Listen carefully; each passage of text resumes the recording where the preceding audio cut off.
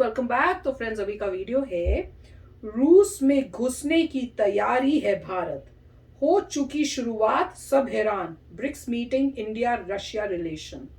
ये बात करें बिजनेसेस की हैं कि बिजनेस में मतलब कौन कौन से बिजनेसेस शायद रशिया में जा रहे हैं। ओह अच्छा, ऐसे मुझे लग रहा है। चलो देखते हैं। तो वीडियो शुरू करते हैं। वीडियो शुरू करने से पहले अगर आप चैनल पर नए हो और आपने अभी तक सब्सक्राइब नहीं किया है तो जल्दी से पहले सब्सक्राइब के बटन और बेल आइकन को क्लिक कर लो ताकि आपको हमारे सारे न्यू वीडियोस के नोटिफिकेशन मिल जाएं जैसे हम अपलोड करें। अगर आपको वीडियो पसंद है प्लीज लाइक एंड शेयर। चलिए शुरू करते हैं। चीन के राष्ट्रपति शी जिनपिंग के आमंत्रण पर प्रधानमंत्री नरेंद्र मोदी 23 और 24 जून को ब्रिक्स सम्मेलन में शामिल होंगे। इस वर्चुअल बैठक में भारत के प्रधानमंत्री नरेंद्र मोदी, रूस के राष्ट्रपति व्लादिमीर पुतिन, चीनी राष्ट्रपति शी जिनपिंग और ब्राजील और दक्षिण अफ्रीका के राष्ट्राध्यक्ष हिस्सा लेंगे। चीन इस वर्ष शिखर सम्मेलन की मेजबानी कर रहा है। जानकारी दे दें कि यूक्रेन युद्ध के बाद पुतिन पहली बार ऐसी किसी बैठक में शामिल हो रहे हैं जिनमें दुनिया की शीर्ष अर्थव्यवस्थाएं शामिल हैं। लेकिन इस बैठक से ठीक पहले एक ऐसी खबर आई है जिसे देखकर भारत के लोग तो खुश होंगे लेकिन दुनिया के कई देश परेशान हो जाएंगे। पुरानी होगी दरअसल रूस के राष्ट्रपति व्लादिमीर पुतिन ने भारत के साथ व्यापारिक संबंध बढ़ाने पर जोर दिया है। उन्होंने कहा कि हमने भारत को रिकॉर्ड तेल सप्लाई की है और अब हम चाहते हैं कि रूस में भारतीय स्टोर भी खोले जाएं।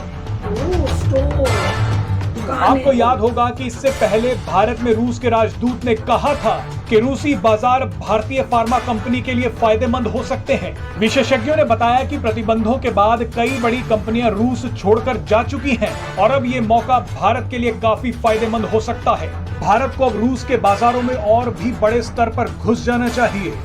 विशेषज्ञों ने कहा कि भारत को इस बात का भी ध्यान रखना होगा कि पश्चिमी देश नाराज न हो। इसके लिए भारत को अपनी कूटनीति का इस्तेमाल करना होगा। आपको बता दें कि रूस भारत से खाने पीने का सामान, कपड़े, इलेक्ट्रॉनिक सामान, मशीनें और मसाले खरीदता है, लेकिन सबसे ज्यादा खपत भारतीय दवाइयों की है। इसके अलावा कपड़े के व्यापार में भी भारतीय व्यापारियों के लिए रूस एक बड़ा बाजार बन सकता है, क्योंकि भारतीय कपड़ा सदियों से रूसी घरों में बहुत गर्व से पहना जाता है। इतना ही नहीं, छोटे छोटे भारतीय रेस्तरां भी रूस में अच्छा कारोबार कर रहे हैं, क्योंकि रूसी लोग भारतीय खाने के दीवाने हैं।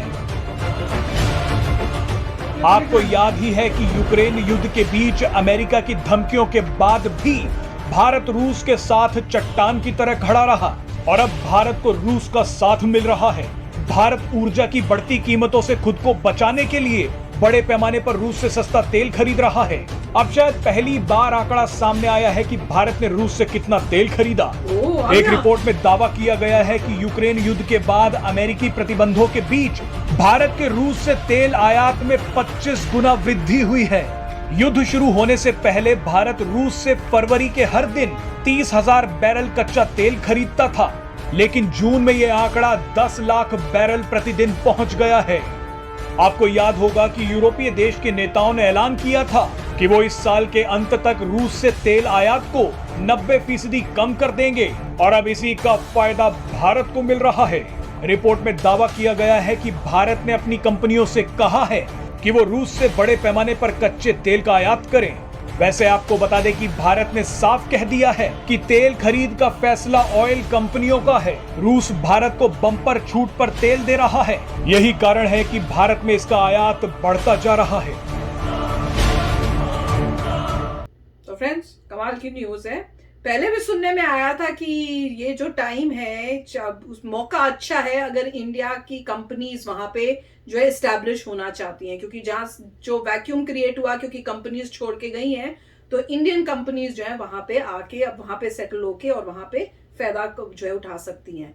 पर क्वेश्चन यही था, जैसे ये बोल रहे थे कि उससे कई वेस्टर्न कंट्रीज जो है वो नाराज ना हो जाए, तो वो कह रहे हैं ना कि भैया इंडिया ऐसी चाल गेम का चलेगा कि यहां से भी खुश वहां से भी खुश। और जैसे अभी पेट्रोल ले रहे हैं और उन्होंने साफ बोला, इंडिया ने यही बोला है कि भैया ये तो कंपनीज ले रही हैं, जहां उनको फायदा हो रहा है, अच्छे रेट में मिल रहा है तेल, वो वहां से ले रही हैं। तो उसी तरह से मेरे ख्याल से यही कहेगा इंडिया, मेरे ख्याल से कि भाई वहां पे जो बिजनेसेस जा रहे हैं वो अपनी मर्जी से जा रहे हैं, क्योंकि उनको वहां पे प्रॉफिट दिख रहा है, वो अपना बिजनेस करने जा रहे हैं। इसमें गवर्नमेंट का तो कोई हाथ है ही नहीं, ना लेना ना देना। कंपनीज जा रही हैं, वो प्राइवेट कंपनीज हैं, इस टाइप से कुछ होगा।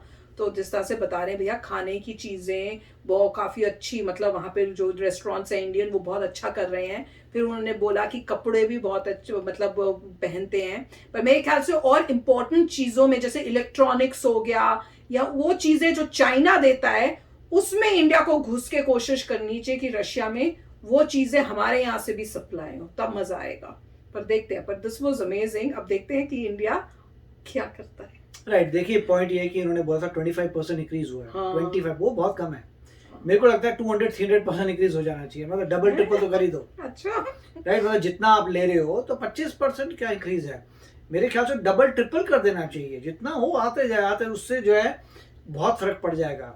तो वो देखते हैं कि ऐसा कब होगा, बट ऐसा लग रहा है कि धीरे धीरे बढ़ रहा है। तो अभी 25% है, मेरे ख्याल से थोड़े टाइम बाद देखेंगे तो 50% होगा, ऐसे बढ़ता जाएगा। तो दैट इज फाइन। जो आपको सस्ता तेल जहाँ मिल रहा है, नहीं तो हमारी तरह यहाँ की तरह बुरी हालत होगी, डबल ट्रिपल रेट हो गया, महंगाई होनी है। मतलब जब तक इलेक्ट्रिक कार्स नहीं आती तब तो ऐसे ही काम चलाना पड़ेगा। इलेक्ट्रिक कार्स की प्राइस भी ऊपर जा रही है, क्योंकि बोल रहे हैं कि बैटरियों की बहुत शॉर्टेज हो रही है। ये लो। तो यहाँ पर भी थोड़ी प्रॉब्लम्स आ रही है, क्योंकि गाड़ियाँ कुछ जो है इलेक्ट्रिक कार्स काफ़ी उनका रेट ऊपर जा रहे हैं।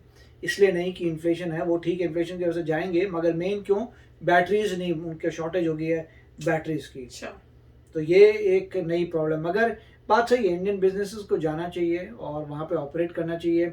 रिस्क तो हमेशा होता है, किसी भी कंट्री में जाके ऑपरेट करेंगे रिस्क तो हमेशा होगा, क्योंकि वहाँ पे डेमोक्रेसी नहीं है। साफ साफ वाली बात है, जो बिजनेसमैन है वो तो इसी तरीके से सोचेगा कि भाई मेरे को वहाँ पे क्या प्रोटेक्शन है, लॉ एंड ऑर्डर कैसा है। अगर डेमोक्रेसी नहीं है, इसका मतलब ये है कि जो एक बंदा डिसाइड करेगा बस वही होने वाला है।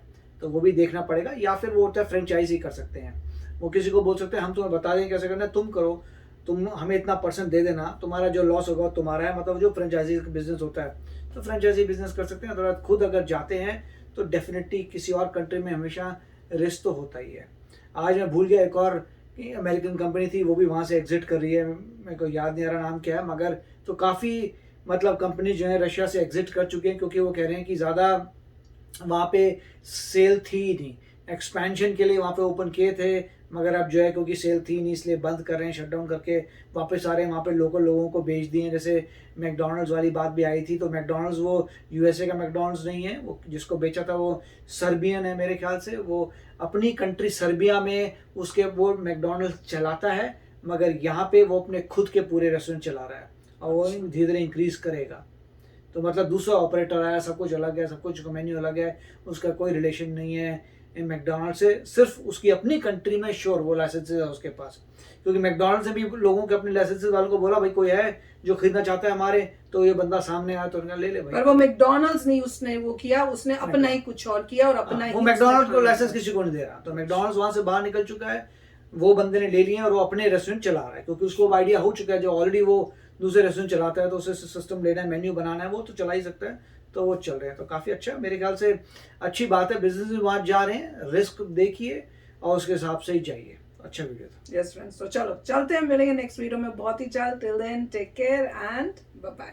तो अगर आप मेरे इस चैनल पे नए हो तो जल्दी से सब्सक्राइब के बटन को हिट करो और बेल आइकन को क्लिक करो, ताकि आपको मेरा जब नया वीडियो मैं लगाऊं आपको उसके बारे में जल्दी से पता चल जाए।